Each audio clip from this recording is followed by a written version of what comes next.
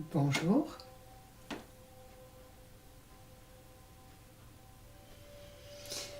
Alors, nous allons continuer l'étude de notre 5e mouvement du Qigong de la rate. Jusqu'ici, ce que l'on a pu voir, c'était une position petit cavalier et un travail qui se faisait avec les bras relativement devant nous, un travail de hanche, une hanche qui recule, une hanche qui avance, qui fait bouger les bras en ayant des bras qui sont relativement étirés. On a réduit le mouvement, on ne part plus à l'arrière avec celui-ci. On a bien conscience du mouvement des épaules. Vous avez nettement une épaule à l'avant et nettement une épaule à l'arrière. Enfin, dernier point, la tête reste absolument dans l'axe. Voilà ce que nous avons pu travailler les semaines précédentes. Aujourd'hui, on va s'approcher un petit peu plus du mouvement final. On va rester pour l'instant en petit cavalier, mais cette fois-ci, au lieu d'avoir les mains à peu près dans le prolongement des épaules, on va baisser nettement les mains. Du coup, le regard va également être ancré au sol.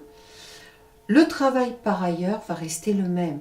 Ça va être toujours une hanche qui recule, qui fait avancer l'autre et qui tire un bras, qui pousse un bras, la tête restant dans l'axe. Maintenant, le mouvement n'est pas les deux bras juste sur la même ligne. L'image que vous pouvez prendre, c'est comme si nous étions dans un bateau, d'où l'importance de l'ancrage, des genoux pliés, et nous sommes en train de remonter un filet de pêche. Alors, vous voyez, on saisit le filet avec la hanche devant, la main devant, puis ensuite, la hanche recule et c'est elle qui tire le filet. Et maintenant, regardez bien la position des mains. Quelle est celle qui va se retrouver au-dessus de l'autre?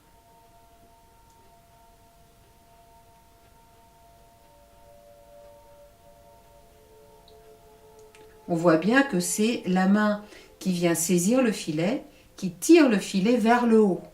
Donc la main qui recule. Voilà. Donc maintenant, notre mouvement va devenir celui-ci. On va essayer de réduire un petit peu le cercle dessiné par les points. Voilà. Maintenant, vous pouvez constater que chaque bras reste dans son côté. Il n'y a pas de croisement du genre. Non, non, non. Imaginez que vous avez des fenêtres à nettoyer, la vitre se trouve au milieu et ici, avec un chiffon dans chaque main, vous êtes simplement en train de nettoyer la vitre. Le centre, notre centre, reste bien au milieu, pas de transfert. Ça fait partie des points qui vous posent quelques problèmes. Vous pouvez constater que les épaules continuent à avancer et à reculer. Ok. Pour faire un petit point sur les difficultés que vous rencontrez dans ce mouvement, je dirais qu'il y a toujours des difficultés de transfert. Vous avez un transfert lorsque vous mettez le poids davantage sur un pied que sur l'autre. Et on s'aperçoit que la hanche fuit de ce côté-là. La plupart du temps, vous avez la jambe opposée qui est en extension. Je n'ai pas dit nécessairement entièrement tendue, mais vous voyez qui n'est pas pliée comme ici. Ça va être un point de repère. Essayez de garder les genoux bien pliés de façon à éviter le transfert. Donc ça, c'est le premier point que vous rencontrez comme problème. Le deuxième, c'est devenu généralement ça comme mouvement.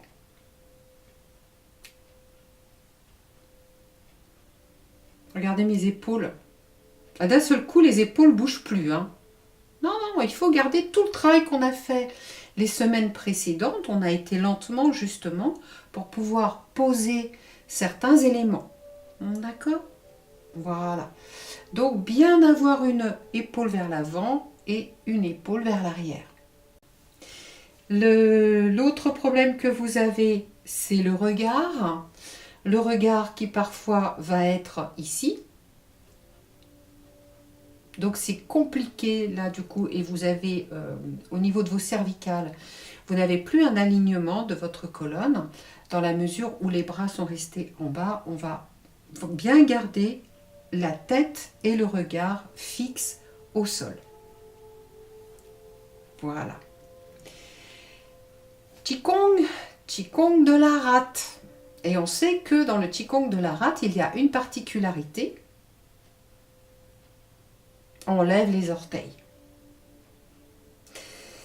Ça veut dire que quand on va tirer une hanche d'un côté, vers l'arrière, je veux dire, il va y avoir des orteils qui vont se lever.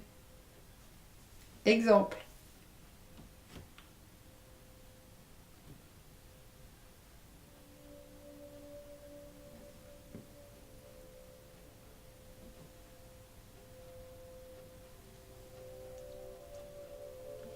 Donc le point de repère que vous pouvez prendre, je recule la hanche et vous voyez en même temps les orteils se lèvent. Donc la hanche qui recule entraîne les orteils, on va dire, et le poing. Et bonne nouvelle, hein, on a quasiment fini là. Hein. Le dernier petit détail, c'est un grand cavalier.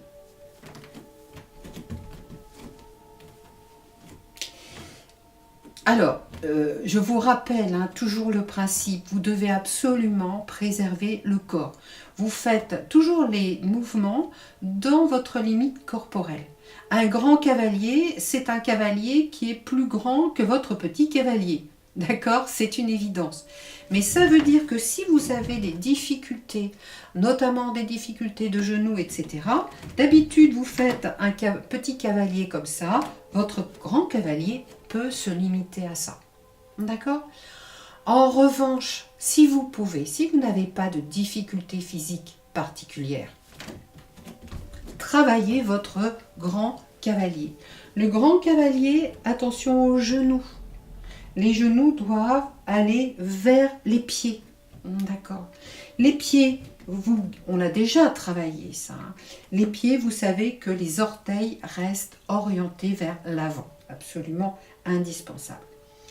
L'avantage dans cette posture, c'est que ça limite quand même là nettement le transfert. Vous avez beaucoup plus conscience de faire un transfert parce que le déplacement du poids du corps n'est pas facile et il est en plus très très visible.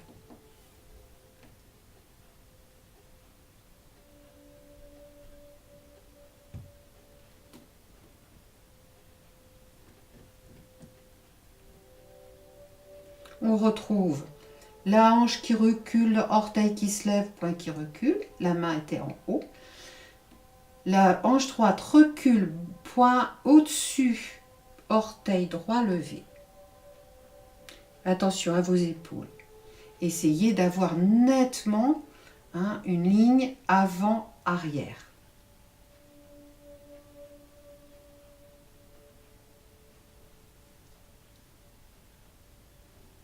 Alors là, ça nécessite un bon travail au niveau du bassin.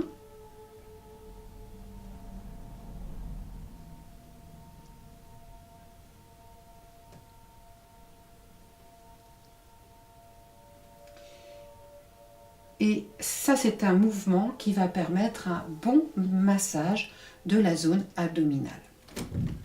Je vous rappelle, pour remonter, quand on est en travail, pour remonter d'un grand cavalier, orteil à l'intérieur, talon, orteil, talon. N'essayez pas systématiquement de remonter parce que c'est difficile pour les genoux et pour l'équilibre. Le démarrage du mouvement, facile. Ah si, facile. Là, il n'y a pas de souci, vous connaissez. Le classique, on regarde du côté où on va aller. Grand cavalier. Et ici, on forme les poings. Les poings vont vers l'avant. Et on y va.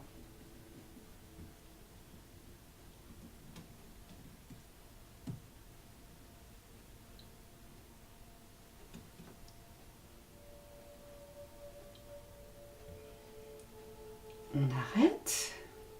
On revient.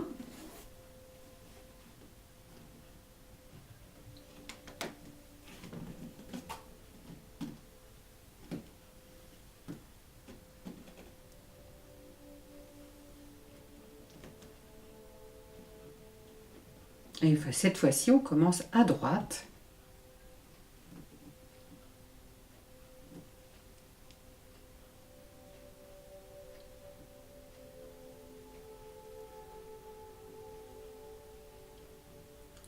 On retravaillera le début et la fin pour faire les transitions. Voilà, un petit temps pour vous, pour essayer de bien assimiler ce mouvement. C'était le 5e, donc souvent 3, 4, 5, ce sont les mouvements du milieu et ce sont des mouvements qui ne sont pas faciles, qui demandent généralement assez de tonus physique. Voilà, je vous souhaite une bonne fin de journée et puis une très bonne semaine. Au revoir.